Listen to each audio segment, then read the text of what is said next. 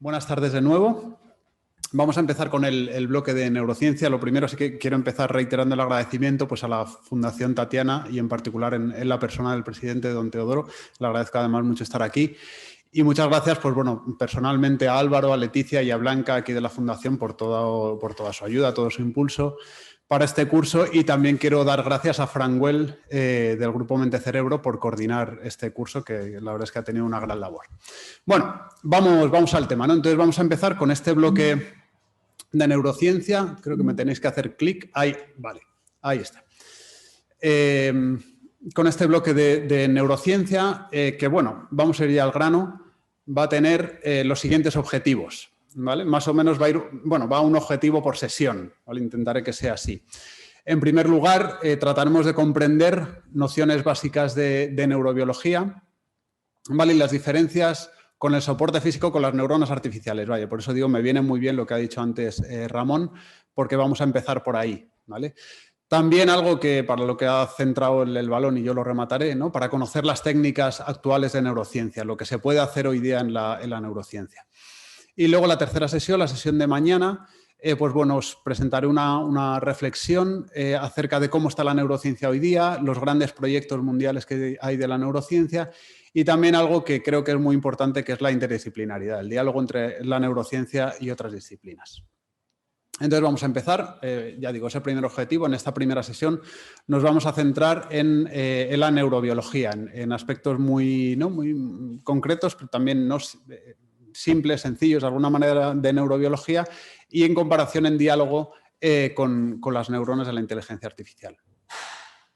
Muy bien, bueno, esto es una bibliografía, no vemos nada, no pasa nada. Es para que queden las presentaciones. Siempre empezaré pues, con esa lista de referencias que yo he usado, y algunas quizá no están citadas explícitamente en el texto, pero creo que pueden ayudar a comprender mejor el tema o bueno, pues a conocer un poco más el tema.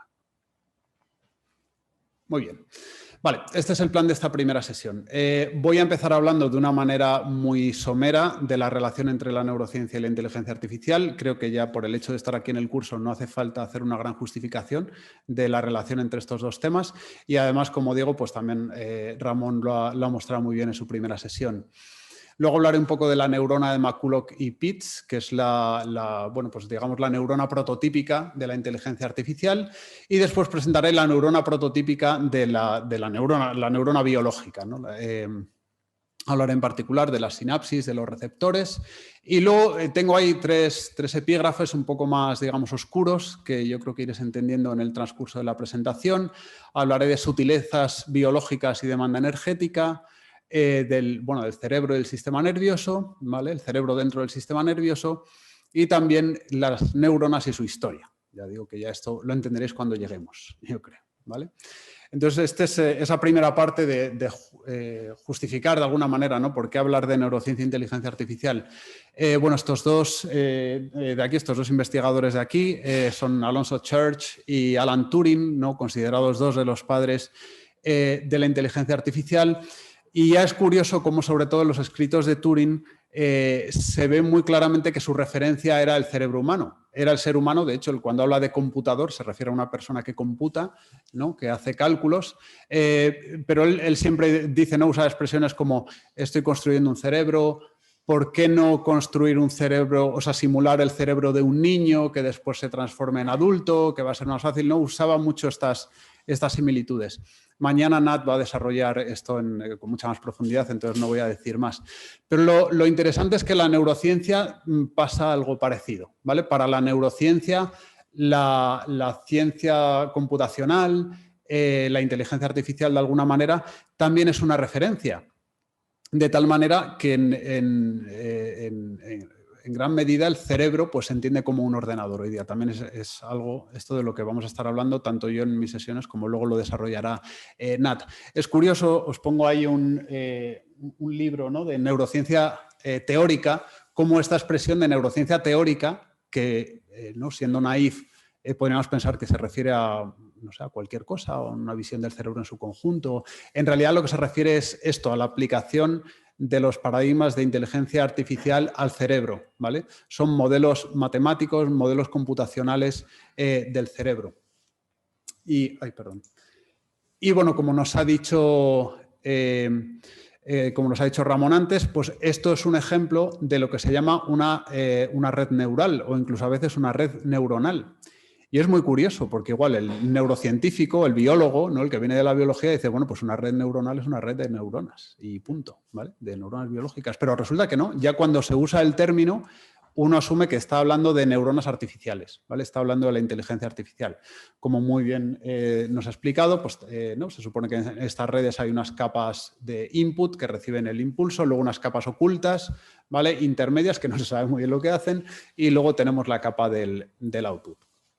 Bueno, os voy a mostrar algo que mencionaba antes también Álvaro, y es, como digamos, esta relación de la neurociencia y la inteligencia artificial llevada al extremo, sobre todo desde el punto de vista de la neurociencia, ¿vale? Y es cómo empezó el Human Brain Project, el proyecto europeo de la Comisión Europea para estudiar el cerebro. Lo veremos mañana. ¿Vale? Os hablaré de los proyectos que hay. Los dos primeros más famosos fueron el proyecto americano, el proyecto Obama, ¿no? Del cerebro, y el proyecto europeo. En principio estaba liderado por este investigador que escribe este artículo, ¿vale? Henry Markram, y entonces el objetivo no se verá muy bien probablemente, pero bueno, dice, ¿no? Construir una simulación digital del cerebro podría transformar la neurociencia y la medicina y revelar nuevas maneras de hacer ordenadores con más potencia. ¿Vale? Entonces, la idea original de este proyecto era para 2023 tener una simulación completa del cerebro humano. Esto estamos hablando de ese artículo desde 2012. O sea, la idea era más o menos eso, en 10 años, y esto sería pues pasado mañana prácticamente, tener una simulación completa artificial del cerebro humano. ¿Vale? Bueno, en 2014-2015 se formó un gran revuelo a nivel de la neurociencia europea. Hubo una carta firmada por 200, 300 neurocientíficos, investigadores, diciendo que esto era imposible, eran unos objetivos absolutamente imposibles y que no había derecho a invertir miles de millones de euros, literalmente miles de millones de euros, en un proyecto que era imposible. Desde ese momento, pues efectivamente se reformuló el proyecto europeo. El proyecto europeo sigue en marcha y sigue en muy buena forma, pero con unos objetivos totalmente distintos. Muy bien. Ahí está. Vale. Entonces, os voy a presentar, y los que se dedican a la inteligencia artificial, que me perdonen ¿no? si cometo algún error conceptual, no es mi campo, ¿vale? Y desde luego me lo pueden comentar, me pueden preguntar o apostillar cuando quieran. Pero bueno, voy a presentar esta neurona prototípica de la inteligencia artificial, ¿vale? La famosa neurona de McCulloch-Pitts de 1943. Por cierto, Pitts, que es el más jovencito de los dos, la verdad es que tiene una vida de película. Espero que en algún momento llegue esa película. Es muy famoso de él que se leyó el Principia Mathematica, ¿no? Si no me equivoco es de Russell y Whitehead, y entonces escribió una carta a Bertrand Russell con los problemas que veía él, ¿no? Pues los errores y tal. Entonces Russell lo leyó y dijo, caramba, y entonces le respondió y le ofreció trabajo a Pitts y dijo, me encantaría, pero es que tengo 15 años, ¿vale? Entonces Pitts, refugiándose de unos bullies que le perseguían, se metió en la biblioteca y fue cuando leyó el Principia Mathematica así del tirón y hizo estos. Entonces, bueno, desde luego estamos ante mentes privilegiadas. Bueno, esta es el prototipo de neurona que encontraron ellos, o digo, que construyeron ellos. Es una unidad que está recibiendo pues unos inputs, ¿vale? Que tiene un umbral, este umbral Z, entonces cuando estos determinados inputs llegan al umbral, emiten un output. Así de sencillo y, como vamos a ver, así de parecido a cómo es una neurona biológica, ¿vale? Es innegable que en cierto sentido la neurona biológica funciona de esta manera. Os voy a poner este párrafo, espero que se pueda leer, yo ahora lo leeré traducido de todas maneras, que digamos que es el que de alguna manera ha motivado que mi presentación vaya por aquí, vaya por los caminos por donde va a ir, ¿vale? Porque una hora sobre esto podría ir por muchos caminos distintos y entonces esto es lo que me ha motivado para ir por el camino que voy a ir. Entonces esto es un libro de Litton, ¿vale? De 2002, From Computer to Brain. Dice, mostramos cómo las neuronas conceptuales, las neuronas artificiales, se diferencian de las neuronas reales. Aunque una lista de estas diferencias les hace parecer que son modelos pobres, no lo son. Las neuronas artificiales son intentos de llegar a la esencia del procesamiento neural, ignorando detalles irrelevantes y centrándose solo en lo que se necesita para una tarea computacional. Las complejidades de la neurona deben ser agresivamente sesgadas, ¿no? Podadas, para así librarse, ¿no?, de las sutilezas biológicas y comprender realmente lo que está pasando. ¿Vale? Entonces, bueno, las negritas son mías. Entonces, bueno, pues este texto, ya digo, a mí me motivó, me parece un texto muy fuerte y me motivó, ya digo, a llevar mi presentación por donde lo voy a llevar. Entonces, ¿por dónde lo voy a llevar? Pues por presentar esas sutilezas biológicas, cuáles son, y entonces luego presentaré un argumento que no voy a decir que refute esta opinión de Litton, pero por lo menos la pone en duda, a ver qué os parece a vosotros, a ver si os convenzo, ¿no? Bueno, esto es una neurona prototípica biológica, ¿vale? Digo prototípica porque, bueno, pues es el modo de explicar una neurona. Luego pues tenemos 86.000 millones de neuronas solo en nuestros cerebros, pues cada una es de su padre y de su madre, ¿no? Nunca mejor dicho.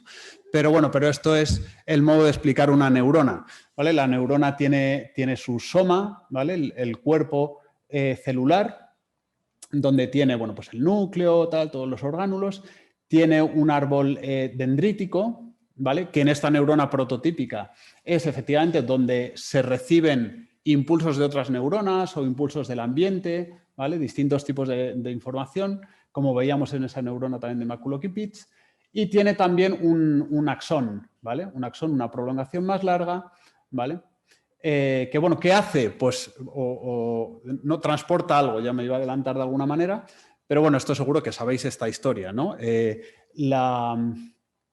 Digamos, lo importante, lo que en algunos ámbitos se llama información en la neurona, que bueno, que está bien muy discutible, es ese potencial de acción, esos cambios de potencial que tiene la membrana, ¿vale? Y que se transmite a lo largo del axón. Bueno, lo iremos viendo. Algo que ya llama la atención, yo creo, mucho al ver una neurona y compararlo con otras células, es que hay mucha membrana ahí, hay mucha membrana, ¿vale?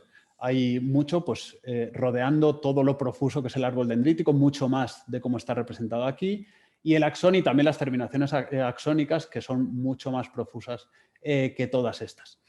Y claro, la membrana de la neurona está haciendo algo muy, muy importante, ¿vale? Está separando dos líquidos, el medio externo y el medio interno. ¿Vale? De una manera muy simplificada, el medio externo, sobre todo lo que tiene es mucho sodio, ¿vale? También mucho cloro, sería el medio extracelular, y el medio interno, el interior de la neurona, lo que tiene sobre todo es mucho potasio, ¿vale?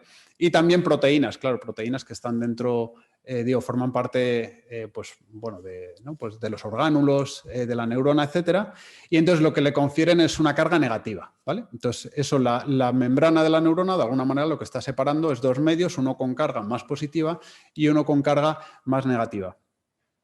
Y esto no es una chorrada. ¿Por qué creo que no es una chorrada? Porque esto supone un gran gasto de energía, ¿vale?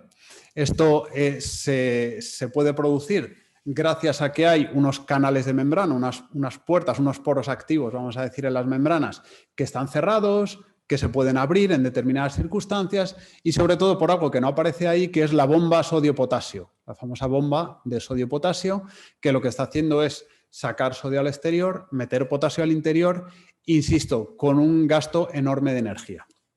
¿Vale? Eso es importante.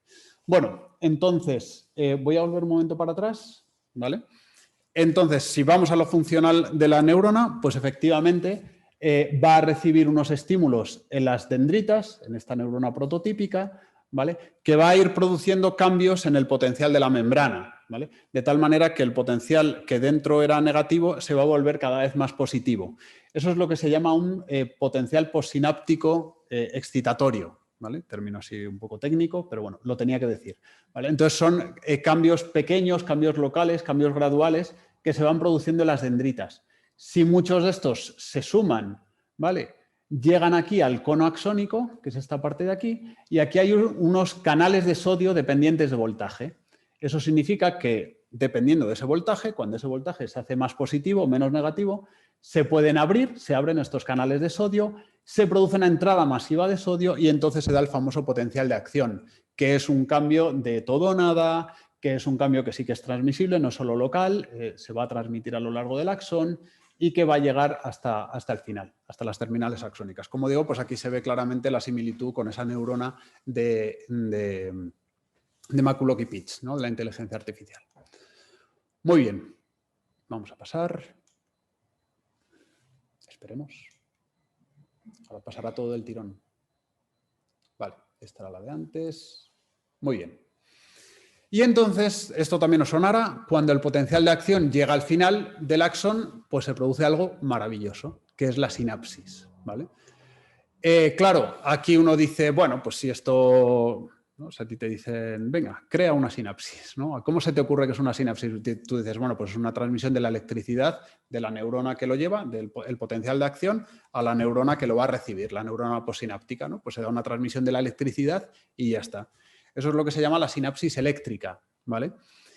Que abunda en algunos animales, ¿vale? En peces, por ejemplo, de peces para atrás, vamos a hablar, ¿no? La línea evolutiva, pero que apenas aparecen en mamíferos, ¿vale? Las sinapsis eléctricas no aparecen en mamíferos, apenas, solo en casos muy concretos. ¿Cómo son las sinapsis de los mamíferos? Bueno, pues son sinapsis químicas, ¿vale? Como tenemos ahí. Y ya digo, esto es algo maravilloso, ¿vale? Porque aquí lo que pasa es que esa señal eléctrica se va a transformar de una manera relativamente sencilla en una señal química, en una sustancia química, que es el neurotransmisor, ¿vale?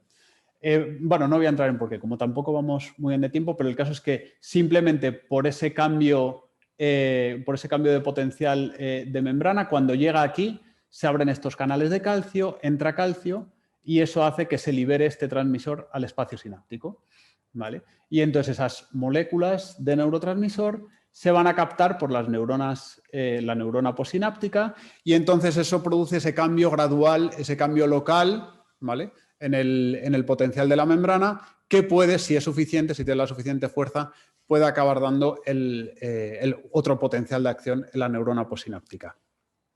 Vale. Ni siquiera esto es tan sencillo, ¿vale? Digo, la versión más sencilla sería la sinapsis eléctrica, es más complicado, es una sinapsis química, se transforma la señal eléctrica en química y luego la química otra vez en eléctrica, ¿vale? Pero es que encima los receptores de la neurona postsináptica que van a captar el neurotransmisor, pues también tienen su aquel, ¿vale? De nuevo, la versión más sencilla sería esta, lo que se llaman los receptores ionotrópicos, que directamente reciben el neurotransmisor, ¿vale?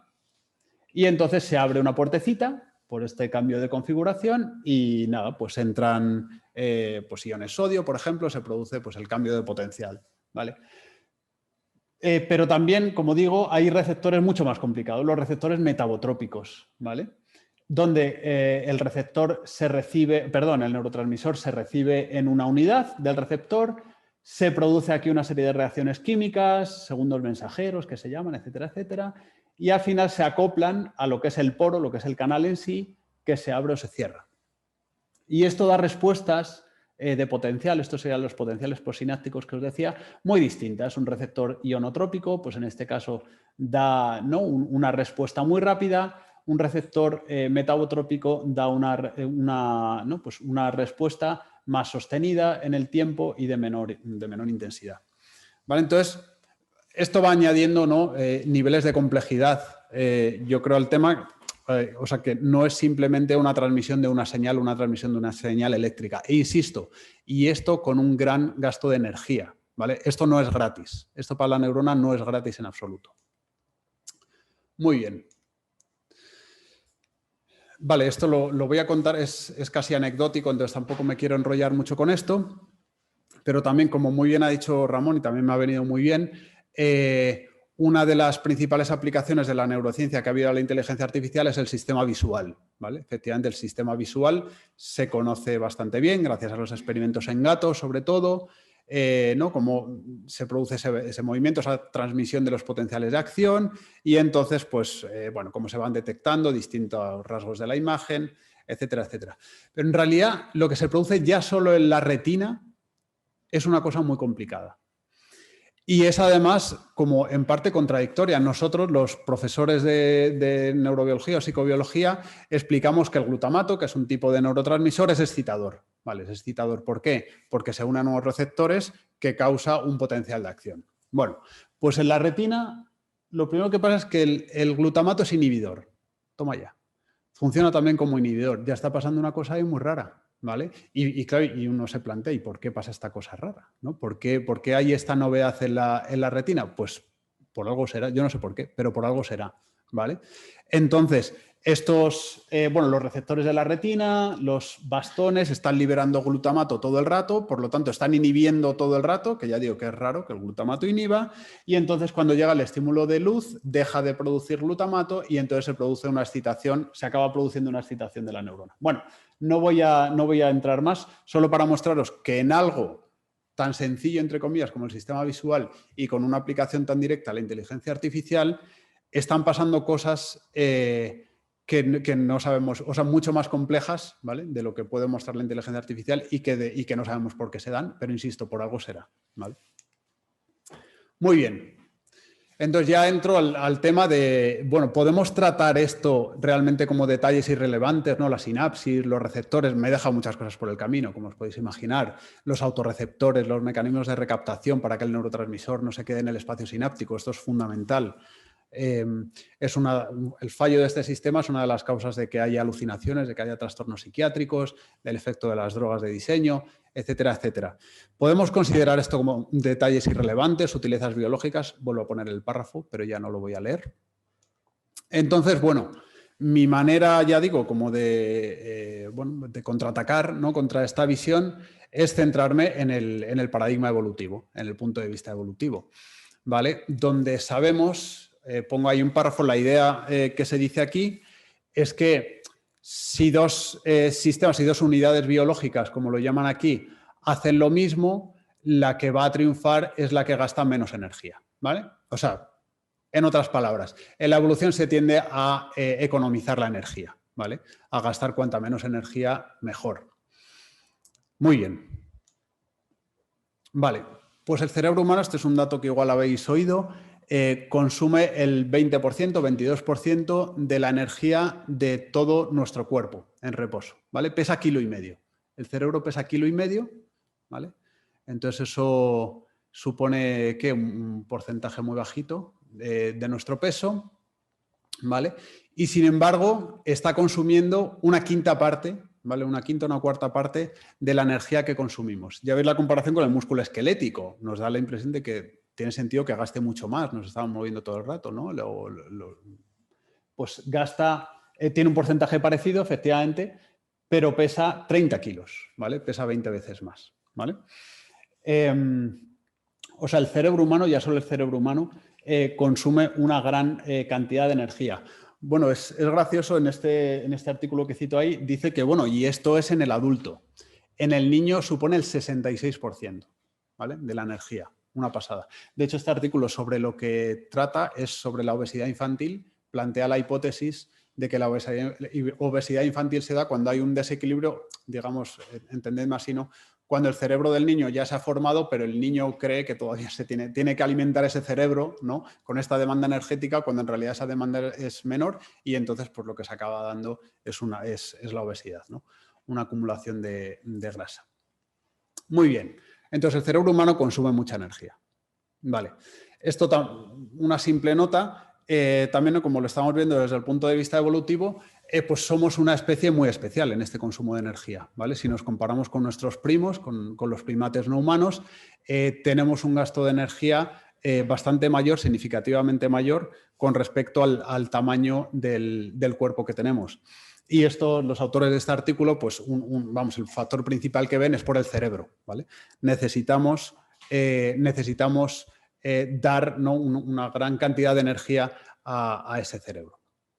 Vale, pero podemos decir, vale, bien, estás diciendo que el cerebro consume mucha energía, pero igual podría ser la glía, ¿no? Podrían ser, yo qué sé, otro tipo de mecanismos.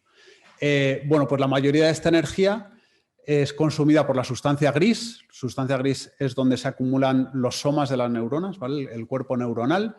Ya vemos que es el 77%. Y de ese 77%, el 96% corresponde a las neuronas, no a la glía, ¿vale? Corresponde a las neuronas. O sea, básicamente es gasto neuronal, ese gasto energético. ¿Vale? Curiosamente, esto, aunque no creo que lo he mencionado, pero no lo he enfatizado, es gasto en reposo. Y es curioso que el gasto en actividad tampoco es mucho mayor, por lo menos las medidas que se han hecho en corteza visual. En corteza visual es un 15% mayor. O sea, ya solo el cerebro en reposo necesita muchísima energía. Cuando está activo necesita un poquito más, pero tampoco mucho más. Esto es gracioso porque eso, leyendo, ¿no? Pues, información era de cursos de inteligencia artificial, pues te dice, no, las neuronas son estructuras muy simples, está hablando de las neuronas biológicas, son estructuras muy simples, que normalmente cuando están en reposo están silentes, están sin hacer nada. Y dice, bueno, lo primero, esto no es cierto porque hay muchas neuronas que son tónicamente activas, están generando potenciales de acción constantemente, pero luego incluso las que realmente no funcionan y puedes decir que están silentes, están haciendo un gasto de energía brutal, ¿vale? Ya solo para mantener lo que os decía, esa bomba sodio-potasio, esa diferencia entre el medio externo y el interno. Muy bien. Y también así como un dato curioso, ya que he hablado de la evolución, pues esto parece que realmente se incrementa con la evolución, ¿vale? Las neuronas humanas consumen más ATP, ¿vale? Ahí está, el ATP es la gasolina, ¿no? La gasolina biológica, consumen más ATP que la de las ratas, ¿no? Pues esa cifra 4,7 miles de millones de moléculas frente a 3,3. Miles de millones. Pues claro, uno podría pensar, no, bueno, pero es que estamos a mitad de camino evolutivo. ¿No? Da la impresión de que en algún momento se empezará a reducir esa energía. Pues no da la impresión, ¿vale? Por lo que vemos, por lo que hemos visto del estudio de los primates no humanos y por lo que no se atisba en comparación con las ratas, realmente el gasto energético tiende a aumentar en el sistema nervioso. Muy bien. Entonces, ya digo, o sea, mi camino, mi manera de contraatacar, ¿no? A esa visión de Litton de tenemos que diseñar neuronas de inteligencia artificial que se quiten todas estas sutilezas irrelevantes, ¿no? y se queden solo con lo esencial. Pues es decir, cuando estas cosas se han mantenido a lo largo de la evolución, incluso, o sea, gastando mucha energía y con un gasto energético que va en aumento, por algo será, ¿vale? Yo no sé por qué, o sea, digo, yo no puedo, vamos, ni yo ni nadie, ¿vale? Porque eso sería responder el problema mente-cerebro, ¿vale? ¿Por qué una mayor complejidad de las neuronas a todo este nivel bueno, pues se mantiene y se potencia en la evolución y se relaciona con nuestra inteligencia, pero ya digo, lo que está claro es que no es algo irrelevante, no es algo irrelevante precisamente por esto. Vale, entonces vamos a ir ya a la parte final, al bloque final, pero entonces vamos a soñar, ¿no? Entonces, si consiguiéramos replicar artificialmente neuronas biológicas, quizá pues eso, ¿no? De aquí a cientos de años podríamos hacerlo con la inteligencia artificial. Podríamos reproducir un cerebro, ¿vale? Como pensaba hacer Mark Cram en 2023, ¿no? Y de esta manera podríamos acercar la inteligencia artificial a la humana, podríamos conseguir esa inteligencia artificial general. Bueno, pues ahora de nuevo voy a dar dos datos, ¿vale? Que a mí me hacen pensar que no, ¿vale? Entonces, lo primero, mi presentación de neurobiología podía haber ido por aquí, ¿vale? Por la anatomía del sistema nervioso, pero solo lo voy a presentar de una manera muy superficial. El sistema nervioso, bueno, os invito a que lo veáis así, ¿no? Que veáis la presentación y entonces yo creo que veréis todos muy bien el cerebro y tal, y otras cosas de las que hablaré ahora, pero también os invito a que lo veáis así, durante 5 segundos. Ahora ya no veis tan bien el cerebro, ¿no? ¿Vale? Eso es como un experimento de psicología, ¿vale? El sistema nervioso es mucho más que el cerebro, es mucho más que el cerebro. El sistema nervioso central, para empezar, es el cerebro, el sentido amplio, encéfalo, incluyendo también el cerebelo, el tronco del encéfalo, y es también la médula espinal, ¿vale? Pero luego tenemos el sistema nervioso periférico, con todos los nervios que acaban llegando, pues prácticamente, ¿no? Todas las partes de nuestro cuerpo, con un sistema nervioso autónomo, ¿vale? Que llega pues, a todas las vísceras de nuestro cuerpo. Entonces el sistema nervioso se extiende por todo el cuerpo, ¿vale? Entonces, ¿replicar un cerebro va a ser suficiente? Me da a mí que no, ¿vale? Porque el cerebro hay que verlo así. Yo creo que, y yo me encargo, o sea, digo, yo me dedico a estudiar el cerebro, básicamente. O sea, soy de los neurocientíficos que estudian el cerebro, ¿vale? Sobre todo con neuroimagen funcionaloidea, ¿vale? Pero el cerebro es una parte del sistema nervioso y es una parte inseparable, ¿vale? Cuando aquel médico italiano famoso, cuyo nombre no recuerdo, pues proponía ese trasplante de cerebro, trasplante de cabezas que iba a hacer, pues uno dice, mira, pues es que aunque lo consigas hacer, yo no sé qué te va a salir, ¿vale? Porque realmente, o sea, el cerebro siempre está conectado al resto del sistema nervioso, ¿vale? Y voy a enlazar con lo siguiente que os voy a contar. Bueno, lo que vendrá luego, ¿vale? Antes os quería dar una visión digamos, de cómo funciona un sistema dentro del sistema nervioso, un sistema perceptivo, ¿vale? Tan simple como puede ser el tacto. Entonces, bueno, pues esto es un trozo de piel, es un cortecito de piel en el que tenemos muchos tipos de receptores distintos, bueno, muchos tampoco, varios, ¿no? 6 o 7 tipos de receptores distintos, que están inervados por una neurona. En algunos casos, una neurona inerva un solo receptor, en algunos casos inerva más de un receptor. La neurona sería pues toda este hilillo amarillo que viene por aquí, ¿vale? Entonces, bueno, eso es una neurona, ¿vale? Es la prolongación de una neurona cuyo soma, cuyo cuerpo está en nuestra médula espinal, ¿vale? Entonces, imaginaos, pues vamos a suponer que esto es del brazo, ¿vale? Que es de los dedos, en la punta del dedo están mis receptores, entonces ahí está llegando una prolongación periférica, un axón para que nos entendamos, que en estas neuronas se llama prolongación periférica, ¿vale? Que está llegando ¿vale? Hasta nuestra médula espinal, ¿vale? Y de la médula espinal, sin hacer sinapsis, o sea, sin cambiar de neurona, va a ascender la prolongación central que se llama, aquí está esa neurona, ahí, su prolongación central va a ascender hasta prácticamente a la altura del cuello, ¿vale? Y ahí sí que va a hacer una primera sinapsis. El axón de esta nueva neurona va a ascender hasta este núcleo de aquí, el tálamo, hace otra sinapsis, ¿vale? Y ahí ya pues alcanza la corteza somatosensorial, el homúnculo sensitivo, ¿vale? Son 3 neuronas, ¿vale? Esto, claro, esto se explica muy bien de manera computacional, ¿vale? Como se va mandando el estímulo de una a otra, tiqui, tiqui, tiqui, y ya está. Pero claro, es que luego la realidad es bastante más compleja, ¿vale? Os pongo aquí dos ejemplos muy estúpidos, muy absurdos, ¿no? Pero el hecho de que nosotros acariciemos, estamos hablando del tacto, un gato, ¿no? Un gatete aquí tan gracioso, ¿no? Juguetón, ¿vale? O que hagamos el juego este de meter la mano en una caja en el que no sabemos lo que hay, ¿vale? Pero está el mismo gatete, ¿vale? Está el gato súper agradable, pero nosotros no lo sabemos. Metemos la mano y tocamos exactamente lo mismo, ¿vale? No la percepción, pero bueno, lo que perciben nuestros receptores es lo mismo, es el pelito del gato, ¿vale? Pero nosotros, ¿qué vamos a hacer? Retirar la mano, ¿vale?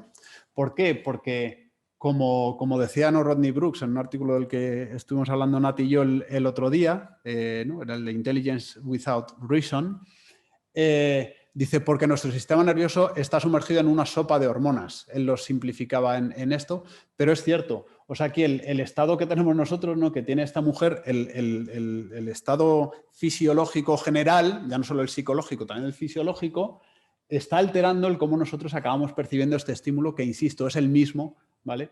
Que el que podemos tener aquí.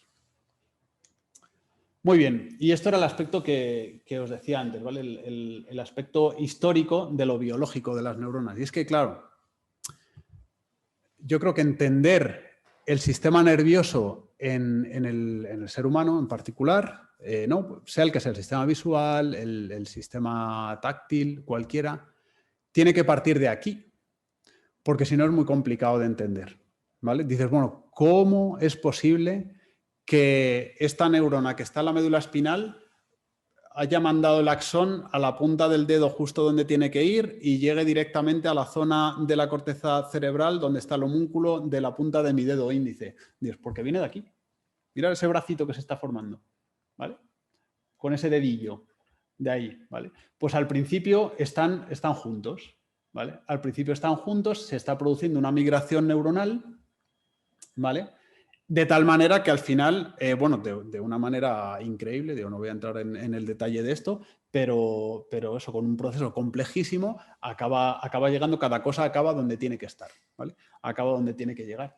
Entonces, claro, yo creo que esto es algo muy importante que nunca va a poder tener la inteligencia artificial, me parece a mí, a lo mejor me equivoco, pero creo que este aspecto del desarrollo, que es fundamental, ya digo, para entender el sistema nervioso ya en adultos, es algo que no va a tener nunca la inteligencia artificial.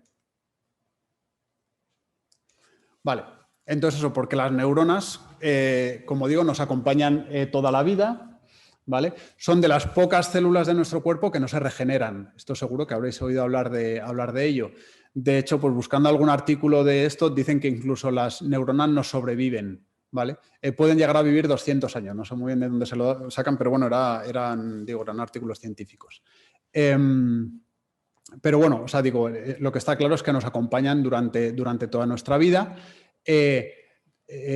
Por si acaso alguien me dice, bueno, pero hay neurogénesis también, se generan nuevas neuronas. Es cierto, hay una cierta neurogénesis en los adultos, ¿vale? Se generan nuevas neuronas, pero es en zonas muy concretas, en el hipocampo, en el bulbo olfatorio, básicamente, y bueno, que vienen de progenitor, o sea, de células progenitoras que están ahí, desde luego las neuronas no se dividen, ¿vale? Y ya digo, y es muy restringida, ¿vale?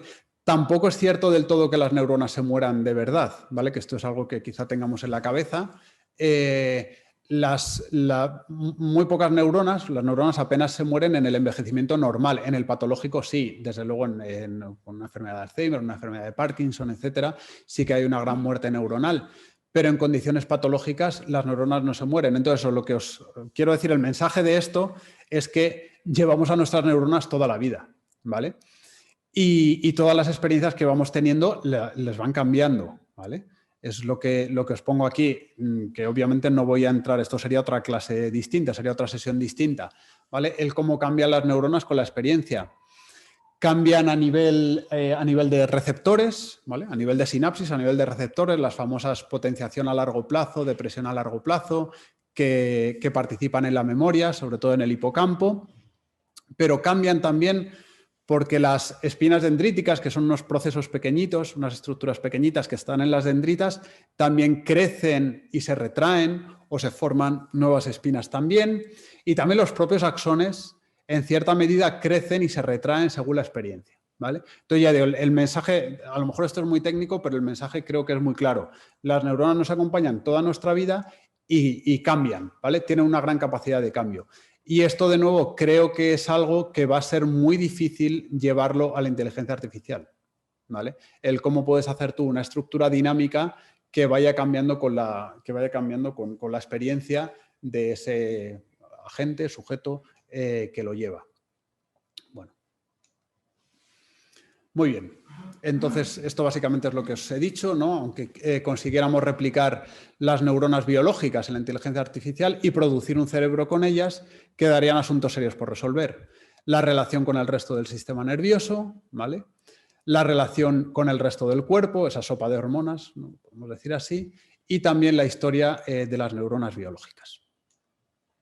Vale, entonces ya concluyo con la sesión, repaso.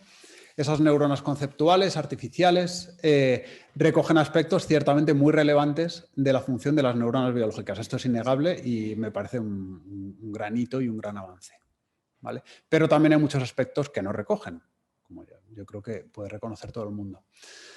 Observando el gasto energético que suponen esos detalles, ¿no? Es de esperar que esos aspectos realmente sean esenciales, ¿vale? Sean esenciales en la función del sistema nervioso, ¿vale? Y no sea algo que haya que podar, que haya que eliminar. Y luego, además, la inmensa mayoría de las neuronas acompañan al individuo a lo largo de toda su vida, cambiando continuamente por la experiencia recibida. También quiero terminar cada una de mis presentaciones con una reflexión, pero bueno, como no vamos especialmente bien de tiempo, creo que la voy a dejar, se quedará la presentación, circularemos las presentaciones. También es para reflexionar realmente, para que cada uno piense en su casa, no para que reflexionemos aquí necesariamente, ¿vale? Entonces, pues si queréis ahí lo dejo, ya que cada uno se lo lea cuando quiera, y con esto pues yo termino y atiendo las dudas que han podido surgir.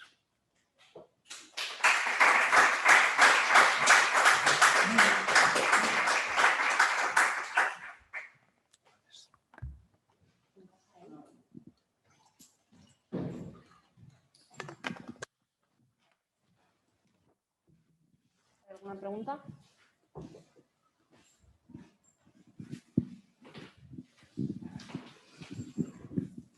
Javier, muchas gracias. Muy básico. Sigo sorprendido por la cuestión del gasto energético y sobre todo la cuestión de la bomba sodio-potasio. O sea, desde un punto de vista puramente, podríamos decir, físico, mecánico, parece que habría medios mucho mejores para mantener la identidad neuronal que recurrir a una diferencia de concentración tan brusca. Y parece muy contraintuitivo que la neurona se excita precisamente despolarizándose. Entonces, bueno, a mí de verdad que me sorprende mucho que exista ese mecanismo. No sé si podrías... tiene que ver con la plasticidad cerebral, tiene que ver también con esa inmersión del cerebro en el resto del cuerpo humano, porque de verdad que desde un punto de vista puramente, por así decir, físico, energético, es muy contraintuitivo, porque eso sucede así. No sé si puedes decirnos algo más. Me alegro que me lo digas, porque según estaba hablando y no te miraba y decía, seguro que Javier desde su punto de vista físico lo puede explicar esto, ¿no? De alguna manera. Entonces me alegra ver que no puedes. Lo curioso de todo esto es que este mecanismo sí que es muy básico. O sea, digo, así como, por ejemplo, las neuronas humanas tienen más espinas dendríticas que las de los primates no humanos y desde luego que las de los roedores, etc.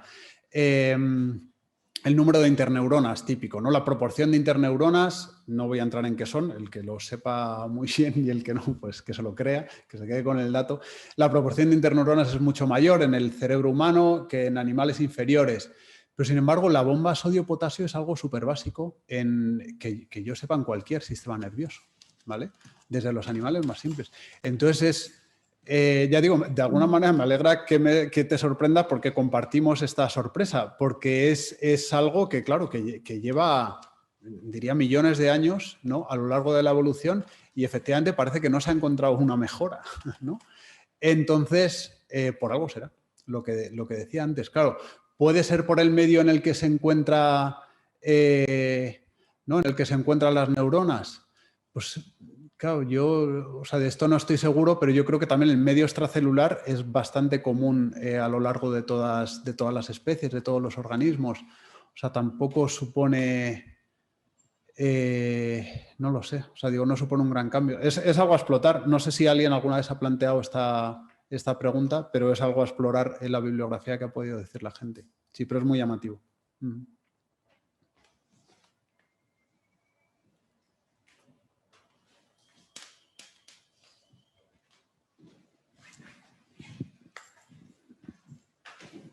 Don Javier, muchas gracias por su presentación. A ti. ¿Hasta qué punto le da a usted miedo que un campo pueda llegar a tocar el otro, el de la inteligencia, con una aproximación más con la neurociencia?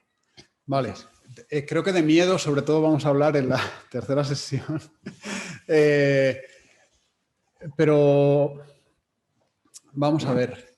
O sea, yo creo que el principal daño está hecho, ¿vale?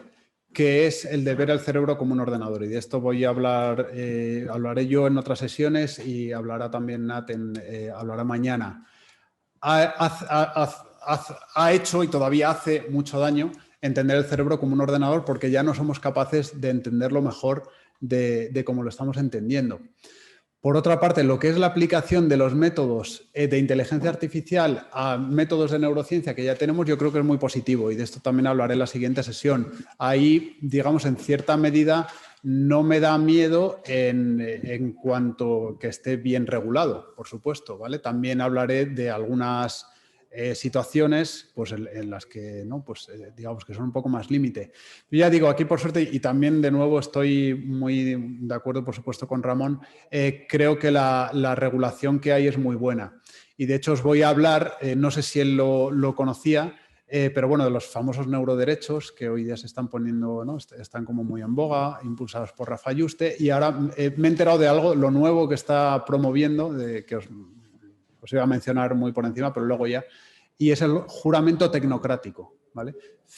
Bueno, no frente, para complementar el famoso juramento hipocrático, pues él está promoviendo el juramento tecnocrático de aquellos que se dedican a la inteligencia artificial, a las neurotecnologías, ¿no? Sobre todo aplicado al sistema nervioso, pues que tengan muy claro este juramento, que todavía no se sabe cuál es, ¿vale? Digo, están trabajando en él, pero por lo menos tener la intención.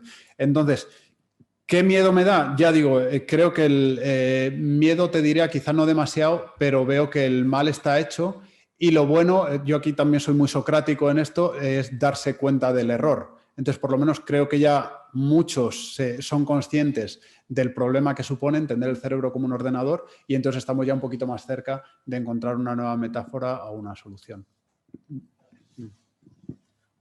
Buenas, Javier. Pregunto de parte de Catherine, que está en un sitio muy ruidoso y me ha pedido si puedo hacer yo la pregunta por ella. ¿Vale? Muy bien. Entonces, pregunta que comentabas que las neuronas no mueren si no hay patología.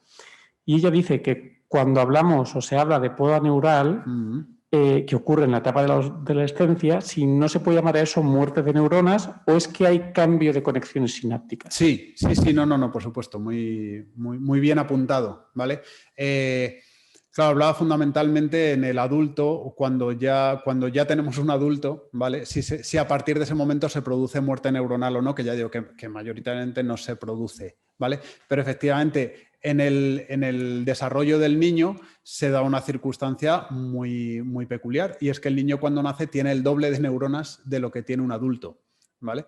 Entonces, más o menos desde ese momento del nacimiento, creo recordar que es incluso un poco antes del nacimiento, hasta más o menos los 5 o 6 años se produce una desaparición, una muerte de neuronas. El famoso principio use it or lose it. Las neuronas que no se están utilizando, ¿vale? Pues van desapareciendo, mueren.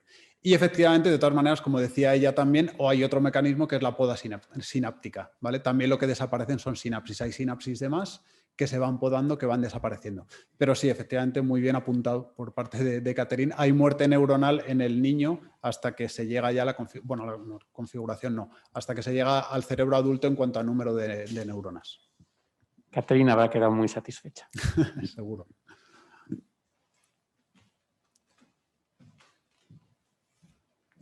¿Alguna otra pregunta? Muy bien. Pues Sí, perdón, me hacemos dicen una... que en casa hay una pregunta. Vale, pues no hay. Hacemos un breve descanso entonces, ¿vale? Y vamos con la siguiente sesión. Perfecto. Este descanso es un poquito más largo.